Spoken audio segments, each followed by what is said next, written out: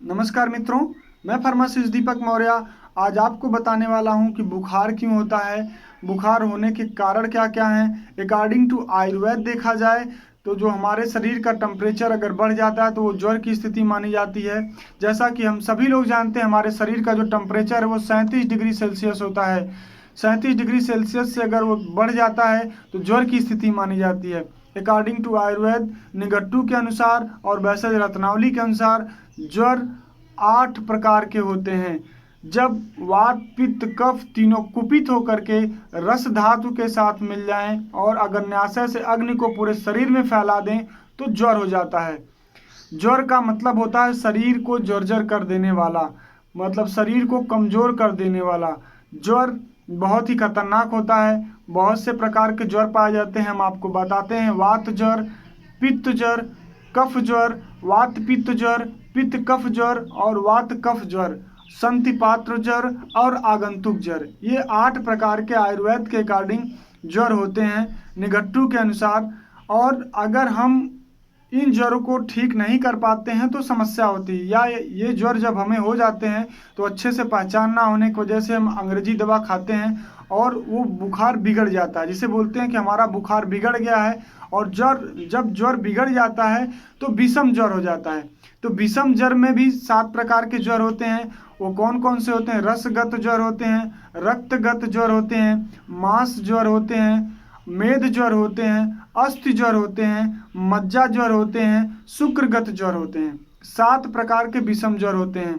अगर according to allopath देखा जाए तो हमारे शरीर में जो बुखार होता है वो या तो बैक्टीरियल इन्फेक्शन से होता है, या तो वायरल इन्फेक्शन से होता है, या किसी भी अन्य माइक्रो ऑर्गेनिज्म की वजह से होता है। बुखार बढ़ने का मतलब ये माना जाता है कि हमारे शरीर की जो इम्यूनिटी है वो अपना काम करना शुरू कर दी है। वो इंडिकेट करती है कि आपके शरीर में कहीं ना कहीं कोई बैक्टीरियल इन्फेक्शन हो गया है या फिर वायरल इन्फेक्शन हो गया, किसी रोगाणु का अंदर प्रवेश कर गया है जो आपके शरीर को नुकसान पहुंचा सकता है। बुखार बस इतना बताता है। तो बुखार होने का मतलब आप ये है कि सीधे सीधे समझ जाइए आपके शरीर में किसी भी प्रकार का इन्फेक्शन है। इसी वजह से शरीर के कुछ प्रोस्टाग्लैंडिन के सिक्रेशन की वजह से हमारे शरीर का टेम्परेचर बढ़ जाता है अकॉर्डिंग टू एलोपैथ देखा जाए। इसलिए बुखार आने पर कुछ चीज़ें हैं जो बताई गई हैं कि आप उसको आयुर्वेद के अकॉर्डिंग तुरंत ना करिए। जैसे बुखार आने पर ठंडी चीज़ें ना खाएं, तुरंत स्नान ना करें, मालिश ना करें, उबटन ना करें, व्यायाम ना करें, मैथुन ना करें और बहुत ज़्यादा भाग दौड़ ना करें। आपको रेस्ट लेना होता है, गुनगुना पानी पीना होता है और कोशिश ये करनी होती है कि ज़्यादा से ज़्यादा रेस्ट करें और अच्छे डॉक्टर की सलाह लें। लेकिन ये ध्यान रखना चाहिए जब ज्वर की शुरुआत हो तो उसमें बहुत ज़्यादा दवा नहीं खानी चाहिए, या शुरुआती ज्वर में दवा नहीं खानी चाहिए। उसे पूरा दम आराम से बेड रेस्ट पे रहना चाहिए, गुनगुना पानी पीना चाहिए। थोड़ा सा कोशिश करिए तो गिलो है, लौंग है, काली मिर्च है, इन सब चीज़ों का काढ़ा बना, दालचीनी है, इन सब चीज़ों का काढ़ा बनाकर ठंडा होने पर पिएं, गर्म होने पर ना पिएं। थोड़ी थोड़ी मात्रा में अगर कई बार में लेते हैं तो बुखार उतर जाते हैं।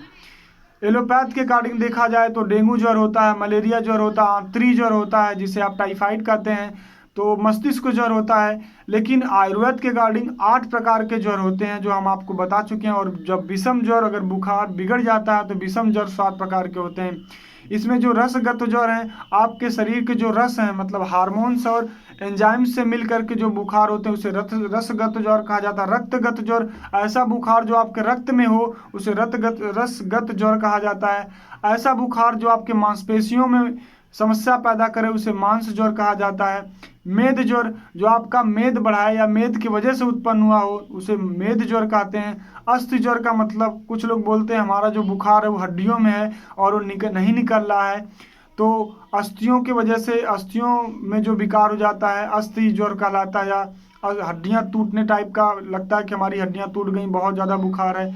मज्जा, जो अस्थियों के बीच में मज्जा होता है उनमें भी अगर विषमताएं या फिर किसी भी प्रकार का समस्या होने से भी ज्वर हो जाता है। शुक्रगत ज्वर, शुक्र का मतलब होता है सीमन से, तो वीर्य से होता है, तो कभी कभी वीर्यगत ज्वर या फिर शुक्रगत ज्वर भी हो जाता है। ये सारी चीज़ें आयुर्वेद के अकॉर्डिंग 8 प्रकार के ज्वर और विषम ज्वर के हिसाब से 7 प्रकार के ज्वर होते हैं। तो ये ज्वर हमारे शरीर को जर्जर बनाते हैं। इसलिए इस ज्वर की अच्छे से पहचान करके एक अच्छे आयुर्वेद डॉक्टर या फिर एलोपैथ डॉक्टर से बेहतर तरीके से इसका कराना चाहिए। कोशिश ये करना चाहिए कि जो एंटीबायोटिक का कोर्स है उसके कोर्स भर ही करें, नहीं तो फिर एंटीबायोटिक रजिस्ट हो जाती है तो लोगों के बुखार ठीक नहीं होते हैं। जब लोगों के बुखार ठीक नहीं होते, बहुत से ऐसे पेशेंट आते हैं जो बोलते हैं कि मेरे पास मैंने इतनी सारी दवाइयाँ बुखार की खा ली, नहीं ठीक होता है, तो लास्ट में उन्हें आयुर्वेद से ही ठीक होना पड़ता है। क्योंकि जितने भी तरीके की first generation, second generation, third generation जो एंटीबायोटिक्स होती हैं, डॉक्टर्स उनको चला चला कर पूरा रजिस्ट कर जाती हैं। रजिस्ट करने के बाद उनका बुखार ठीक नहीं होता है। बुखार में उनको हमेशा थकावट महसूस होती है, मुंह फीका फीका सा बना रहता है। तो ढेर सारी समस्याएं होती हैं बुखार में। तो आप आयुर्वेद में बहुत सी ऐसी दवाएं हैं जिसको आप आसानी से बुखार ठीक कर सकते हैं। महामृत्युंजय रस आता है, महासुदर्शन काढ़ा आता है, अमृतारिष्ट आता है, बहुत महासुदर्शन चूर्ण भी आता है, महासुदर्शन घनबटी भी आती है।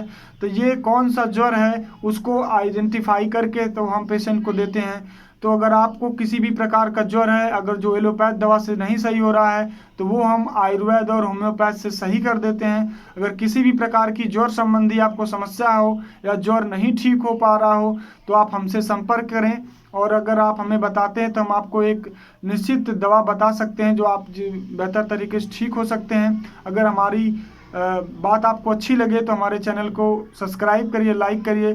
धन्यवाद, नमस्कार।